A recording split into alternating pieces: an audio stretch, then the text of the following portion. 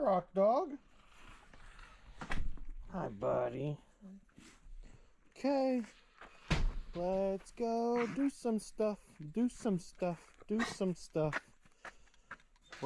go do some stuff because it is broke. Fix some stuff. Let's go fix some stuff. Man, we got junk laying around. So today we're working on the 05 TJ Wrangler LJ. It's an LJ, long Jeep. I don't know, it's not really what it stands for, whatever. Anyway, so we have a low voltage problem, and I didn't know how to diagnose whether it was the voltage regulator. Birds, trying to talk here.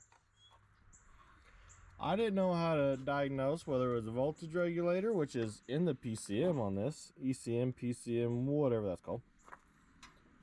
On the 05, there's a voltage regulator in there. Or if it was the alternator. So I called my buddy and I said, help! Drew. You know, the best way to be a good mechanic is to have a better one on speed dial. And for me, that's Drew. Anyway, he told me how to diagnose whether it's the voltage regulator or the alternator after I cleaned up all the battery ends and the one here on the alternator. Man, it's raining. We got to work outside because the D150's inside. We're waiting on parts. Anyway, the plug comes off the back of the alternator here. This is going to be kind of a how-to. Has two wires. And everything online said that they should be orange. I think orange and orange with a stripe. Anyway, mine are brown. And brown with a green stripe. So one of these is an exciter wire, which has voltage. Oh, you can't see. Let's get in here. One of these is an exciter wire, which has voltage when the vehicle's running. And the other one is a ground. The ECM sends a ground to the alternator, which tells it to charge. So, I'm going to show you how to diagnose. You can see that I've got one of them stripped, which is my ground, wire. And I will tell you how to determine that. Let me see. Do I have it in here still?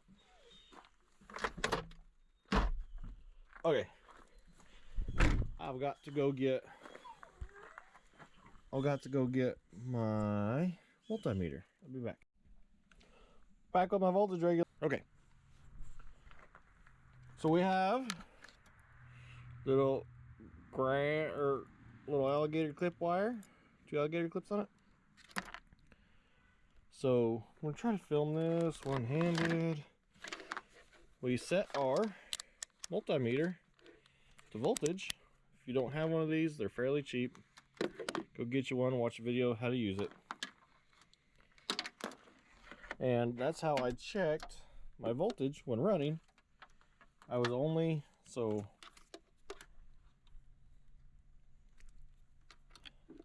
you're black to your negative, red to your positive, and then it'll read your voltage right here, which it's 0 right now because I have one hand and I can't do black and red at the same time.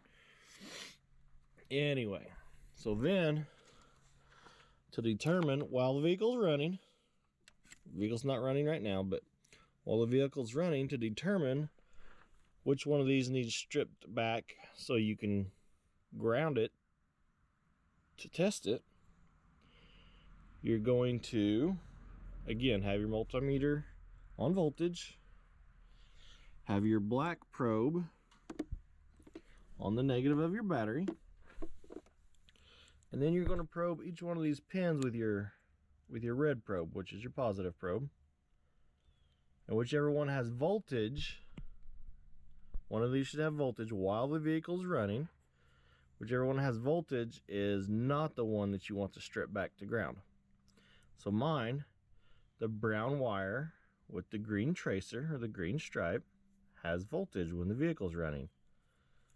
So, as you can see, I stripped back a little wire on the brown wire, and then I took my little lead wire with the alligator clips, clipped it on the stripped part. Again, that's the wire that did not probe as having voltage when the vehicle was running. Wow. Okay. So then I'll show you how to do this, because you don't want to just hook this up to the ground and leave it for any length of time,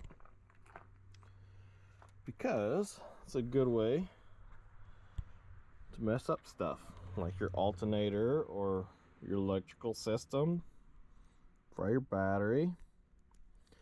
So when you ground that,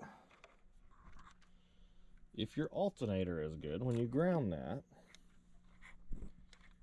so what I did, I've got it hooked to the alternator wire. What's that called? Shoot, can't remember what it's called. Field wire, alternator field wire. Clamped on there. Then I've also got it clamped on the probe here. Okay, with the vehicle running. And then I had my red here on the positive, and then I would touch it and check my voltage.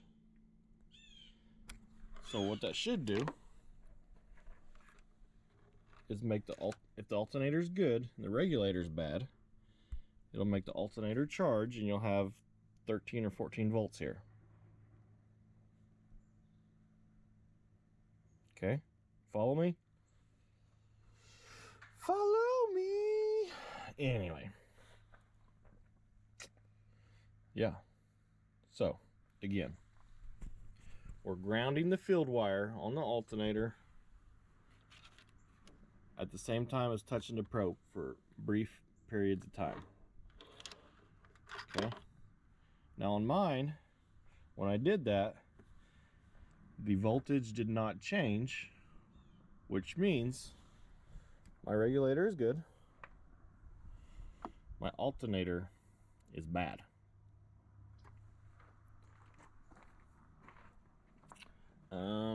Alternator is pretty easy to change. You're going to unhook your battery, take your power wire off, take your belt off. Right down there is your tensioner. Uses 1/2 inch breaker bar. Then you're going to take these bolts out, undo your plug that we already undid. Now when you listen, when you're doing your test, this has to be plugged back into the alternator. When you're doing your test, this has to be plugged back into the alternator. Don't forget that part. Okay? Okay. I'll have Ryder put those words earlier in the video. Anyway, so I'm going to change the alternator and cross my fingers that fixes my issue, and I'll let you guys know if it does or doesn't. So I wasn't going to, this isn't a how to change alternator video, because those are already out there and such. But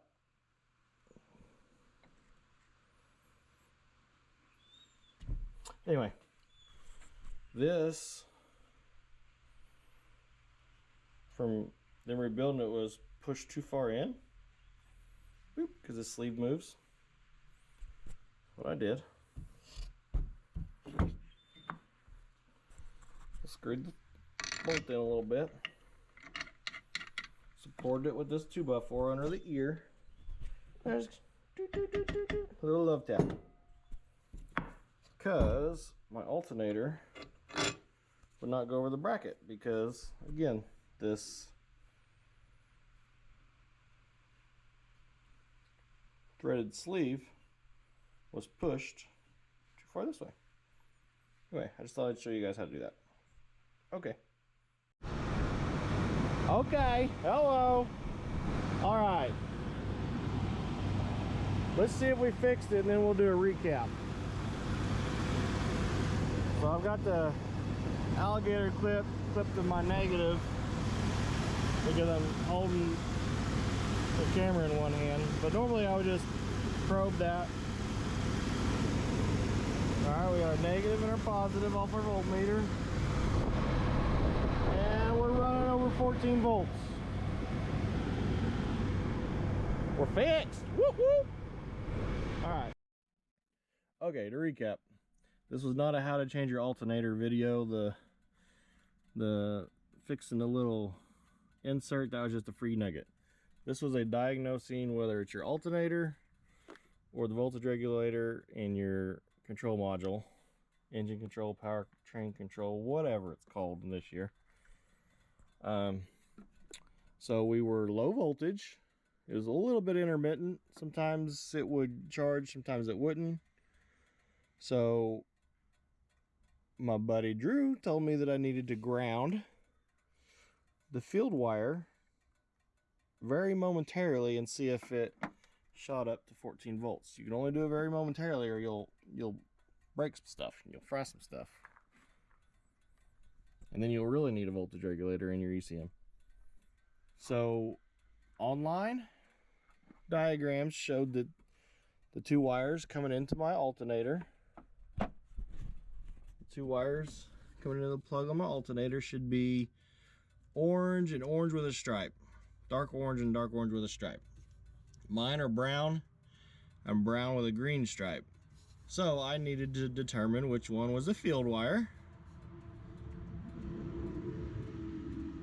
We let the noisy truck go by. Which one was a field wire? So Drew said, start it up, use your voltmeter and see which one has voltage going through it. Whichever one has voltage is not your field wire. Your field wire is the one that does not have voltage because it'll be grounded. Okay? Be grounded by the ECM to tell the alternator when to run. So my brown one with the green stripe had voltage going through it. So the solid brown one would be my field wire. So I stripped my field wire back and hooked my little alligator clip negative to it. And then with the vehicle running, I grounded that while testing it with my voltmeter at the same time. I showed you guys how I did that. I clipped this on a little probe. And I was still only at like 11 volts. So that showed that it was my alternator that was bad. Now if you get results that are opposite of that, if your alternator starts charging when you ground that, then that means your voltage regulator is probably bad. Or there's a broken wire between your ECM voltage regulator and your alternator. That's possible too, and fairly common, I think. So there you go. How to diagnose low voltage problem on a 2005 Wrangler with a 4-liter. Hope it was helpful to somebody, and I hope it inspires somebody to go work on their project. Have a good day.